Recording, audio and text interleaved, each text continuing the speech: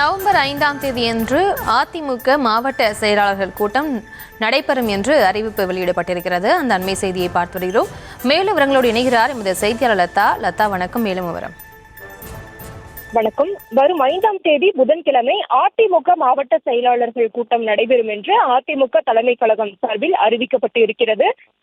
கட்சியினுடைய பொதுச் செயலாளர் எடப்பாடி பழனிசாமி தலைமையில் இந்த கூட்டமானது வரக்கூடிய 5ஆம் தேதி புதன்கிழமை காலை இந்த கூட்டமானது நடைபெறும். சென்னை ராயப்பேட்டையில் இருக்கும் அதிமுக தலைமை அலுவலகத்தில் இந்த கூட்டமானது நடைபெறும் என்று அதிமுக தரப்பில் அறிவிக்கப்பட்டு இருக்கிறது.